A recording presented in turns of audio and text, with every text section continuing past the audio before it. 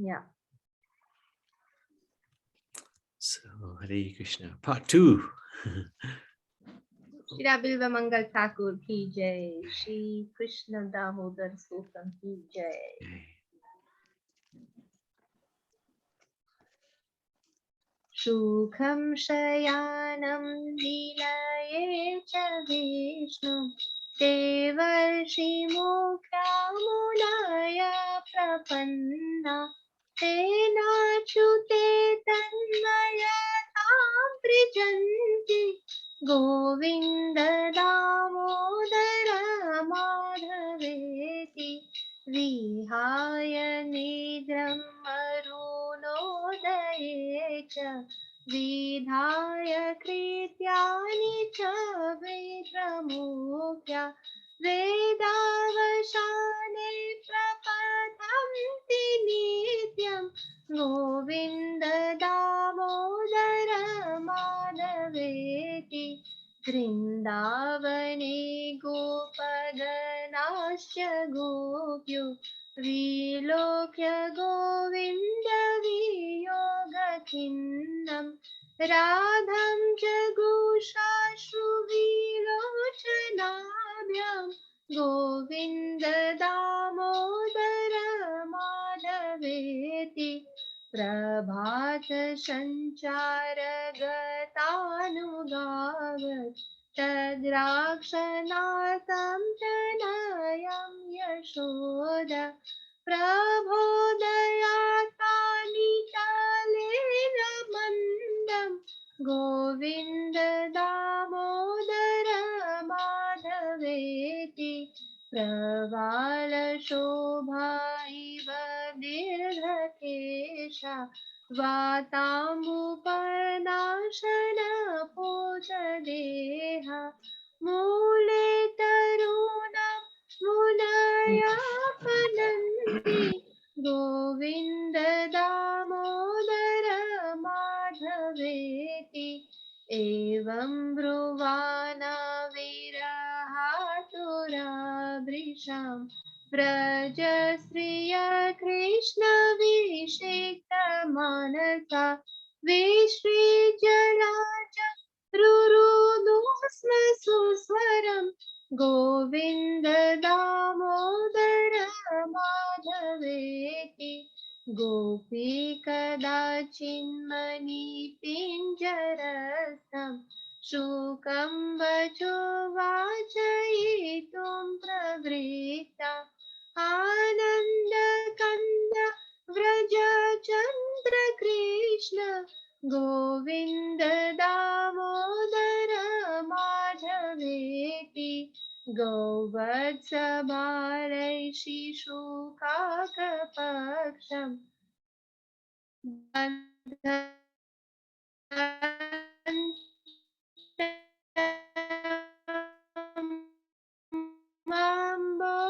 माम्बोजराभिभोगं गृहीत्वा गोविन्द दामोदर माधवेति प्रभातकाले वरवल्लभोगा गौरक्षणार्थं वृतवेत्रदन्दा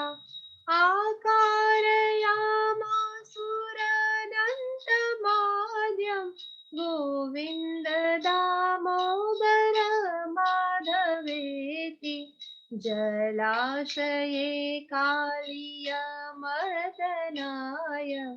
यदा कदा वादतापन्मुरारे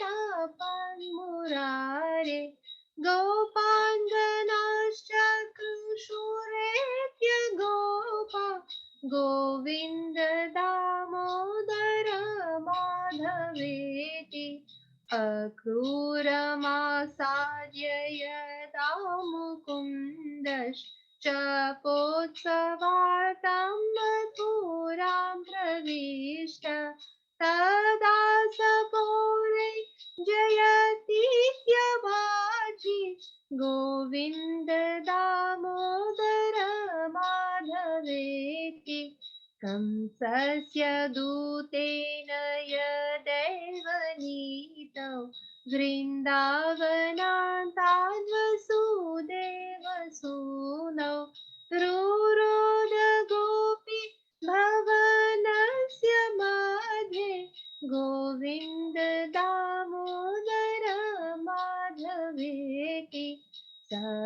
सरोवरे कालीय नागपथम शिशुं यशोदातनयं निशम्य चक्रुरलुण्ठन्त्यपथिगुपरबाला गोविन्द दामोदर माधवेति अक्रूरयाने यदुवंशनाथं संगच्छमानं मथुरां निरीक्ष्य नोचुर्वियोगाखिल गोपबाल गोविन्द दामोदर माधवेति चक्रन्द गोपीनारीनिवनन्ते कृष्णेन दीनकुसुमेशयान प्रफुल्लितपुत्रलोचनाद्यं गोविन्द दामोदर माधवेति पितृभ्यां परिवार्यमान गेहं प्रविष्टा विरलापगोपी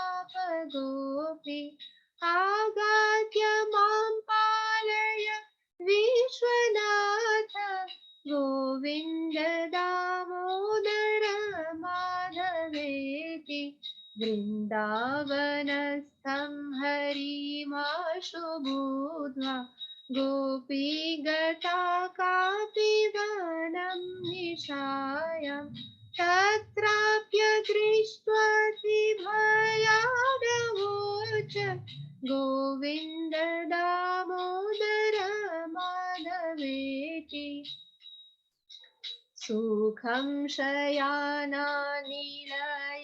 निधेति नामानि विष्णु प्रवदन्ति मर्त्या ते निश्चितं तन्मया तां व्रजन्ति गोविन्द दामोदर माधवेति सा नीरजाक्षिमवलोक्य राधां रुरोद Govinda वियोगखिन्नां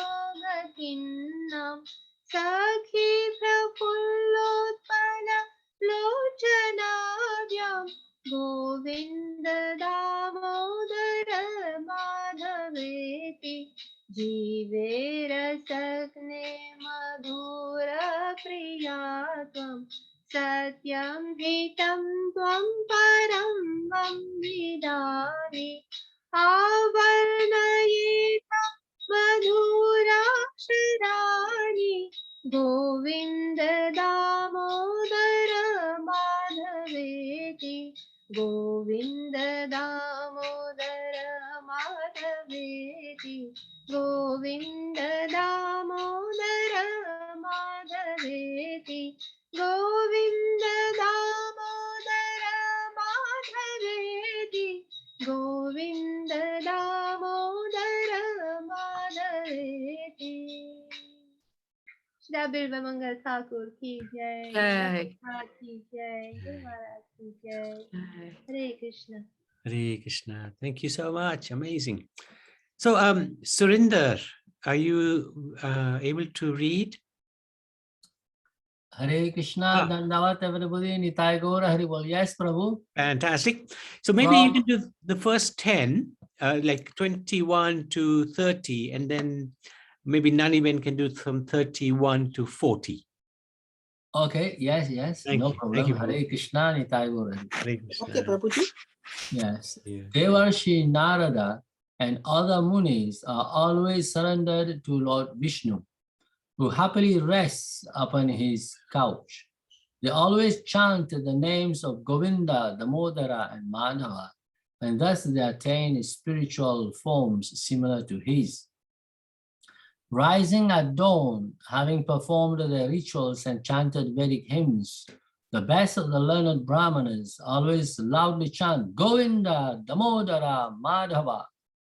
In Vrindavana, seeing Sri Radhika overwhelmed with separation from Govinda, groups of Gopas and Gopis sang with tears in their lotus eyes, Govinda, Damodara, O Madhava.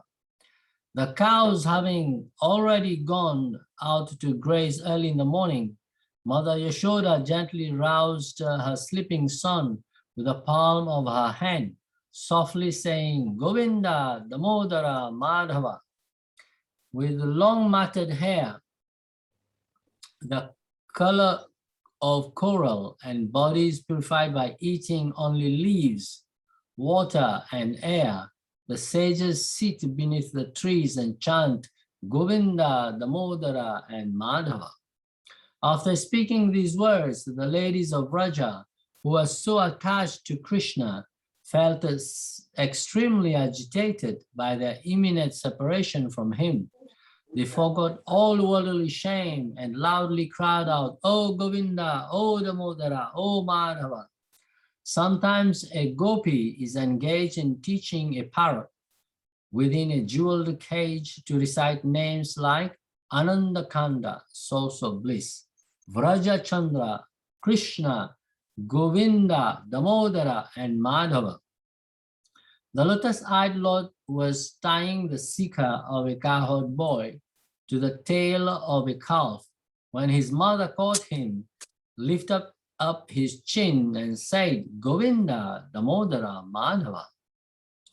In the early morning, a group of his favorite cowherd boys arrived, stick canes in hand, to take care of the cows. They addressed the unlimited primeval personality of Godhead, Govinda, Damodara, Madhava.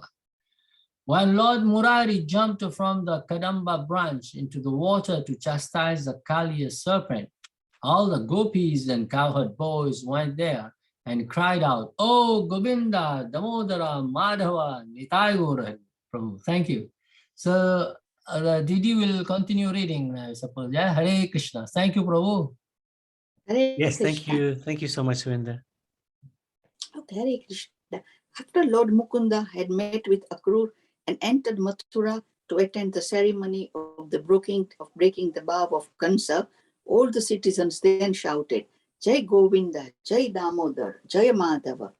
When both sons of Vasudeva had actually been taken out of Vrindavan by the messenger of Kamsa, Yashoda sobbed within the house, crying, Govinda, Damodar, Madhava. Hearing how the son of Yashoda, who was but a child, was wrapped within the coils of the Kalya serpent at the pond, the cowherd boys cried, Govind, Damodar, Madhava, and scurried down the path. Seeing the Lord of the Yadus proceeding towards Mathura upon Akrur's chariot, the cowherd boys, upon realization of the impending separation, said, O Govinda, Damodar, Madhava, where are you going? Are you actually leaving us now? At the edge of a lotus forest, a gopi lay down upon the bed of flowers, bereft of Krishna. Tears flowed from the lotus eyes as she wept. Govinda, Damodar, Madhava, being severely restricted by her mother and the father. A lamenting gopi enters her house, thinking, Now that I have arrived home, save me, O Lord of the universe, O Govinda, Damodar, Madhava. Thinking that Krishna was in the forest, a gopi fled into the forest in the middle of the night. But seeing Krishna was not actually there, she became very tearful and cried, Govinda, Damodar, Madhava. Even the ordinary mortals, comfortably seated at home, who chant the names of Vishnu, Govinda, Damodar, and Madhava, certainly attain at least the liberation of having a form similar to that of the Lord. Seeing Srimati Radharani crying from the pangs of separation from Govinda, the blooming lotus eyes of Radha's girlfriend also filled with tears, and she too cried, Govinda, Damodar, Madhava. O my tongue, you are fond of sweet things and are of discriminating taste. I tell you the highest truth, which is the most beneficial. Please just recite these sweet syllables, Govinda, Damodar, Madhava. Hare Krishna. Hare Thank Krishna. you, Thank you very Prabhuji. much. Wonderful. And well done to Wonderful. Karuna. Amazing, actually. Absolutely amazing. And such a humorous bhajan as well. Krishna tying the sea cow of the Gopa to the cow. So Agre Kuru Nam Atha. So it's Sri Govinda Damodar Stotram by Bilvamangal Thakur. Jai. Bilvamangal Thakur ki jai. Karuna Bhandar ki jai. Well done. Fantastic.